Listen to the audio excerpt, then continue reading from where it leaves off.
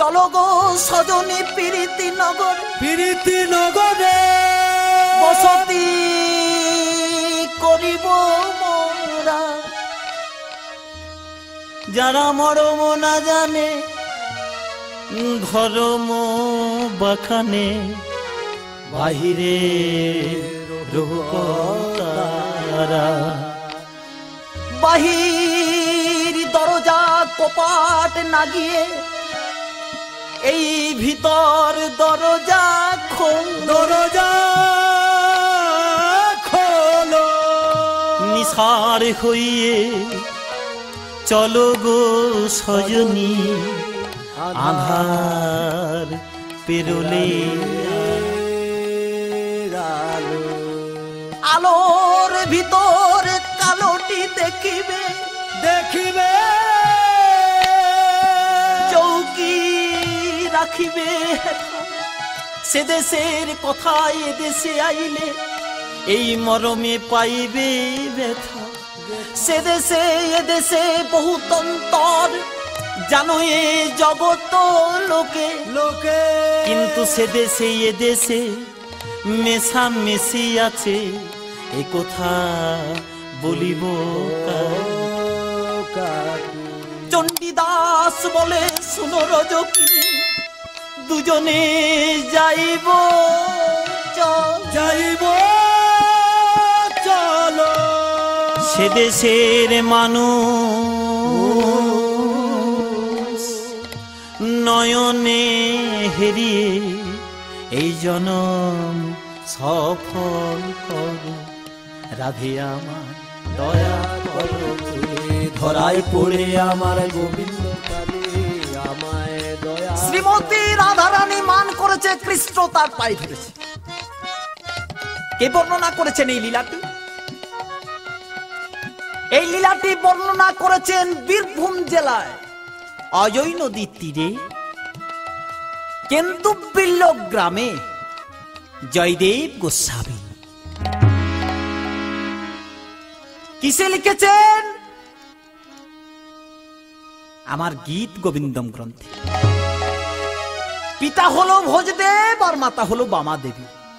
তাহলে আজ গীত গোবিন্দ গ্রন্থে জয়দেব গোস্বামী মান লীলা লিখতে বসে লিখছেন কি না, বদসী যদি ওই না বদসী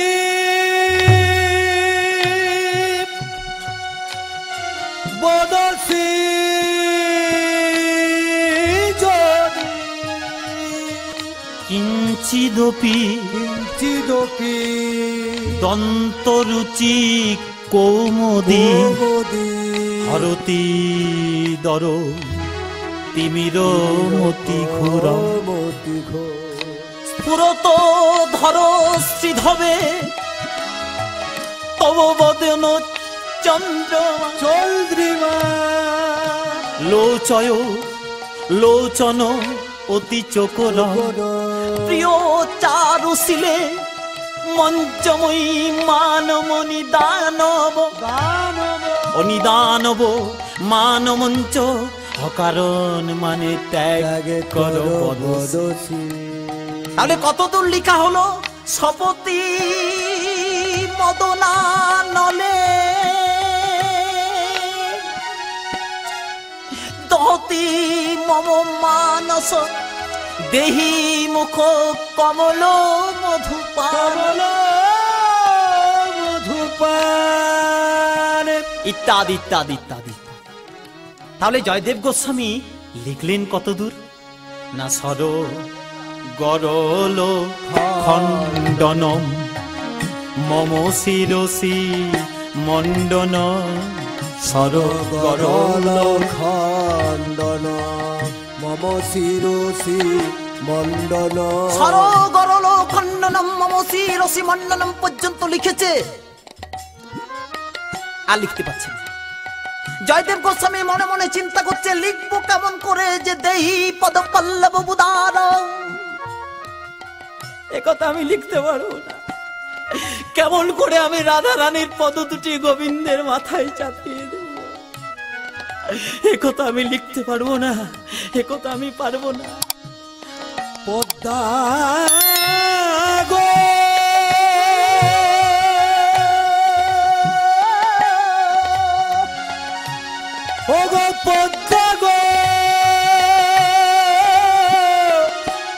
ও গো পদ্মা গো, আজ আমারে কি হলো? কি হয়েছে প্রভু, কি হয়েছে? ও গ্রন্থ পূর্ণ হয়, আপনি তার জন্য কাঁদছেন? কাঁদবেন না প্রভু, যান, স্নানের সময় হয়েছে, স্নান সেরে ফিরে আসুন। ভক্তাদিন গোবিন্দ কোনো বুদ্ধি দেবেনই দেবেন।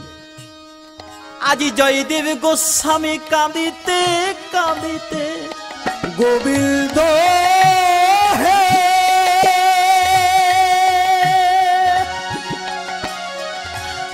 গোবিন্দ হে,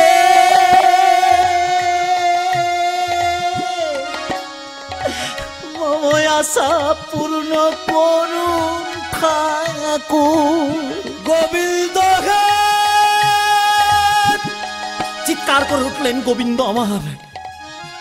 এ কি, এমন করে আকুল হয়ে চিৎকার করে কে ডাকছে? অন্তর্যামী অন্তর ভেদ করে দিল জয়দেব গোস্বামী, তোলই গোড়াগড়ি দিয়ে কাঁদছে। ও গ্রন্থ পূর্ণ হয়নি, গ্রন্থ পূর্ণ হয়নি জয়দেবের। সরো গরল খণ্ডনম মম শিরসি মণ্ডনম পর্যন্ত লিখেছে, আর দেহি পদ পল্লব উদাহরণ কথাটি আর লিখতে পারছে না।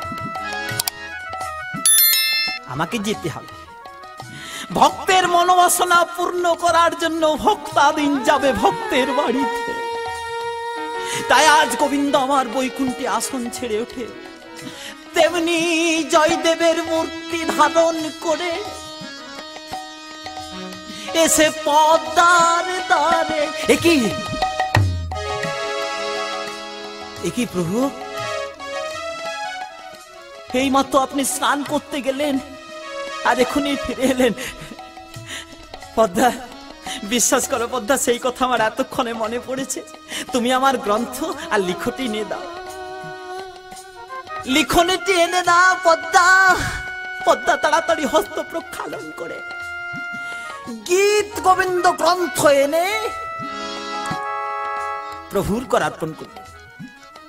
প্রভু আমার জয়দেবের মূর্তি ধারণ করে করে তেমনি বাঁকা করে, আজ বাঁকা করে, বাঁকা করে স্বর্ণাক্ষরে আজ লিখে দিলেন, দেহি পদ পল্লব মুদার।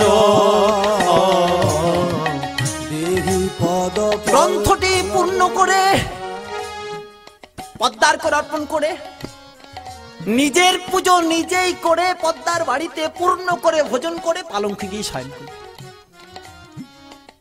পদ্মা যে চরণ সেবা করছে। যাও পদ্মা, তুমি প্রসাদ পাওনি।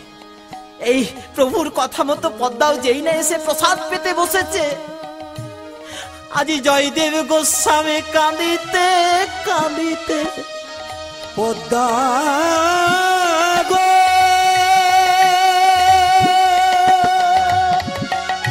ও গো পদ্মা গো,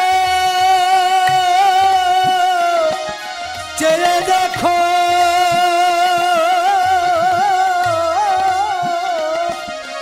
আমি এসেছি পদ্মা গো।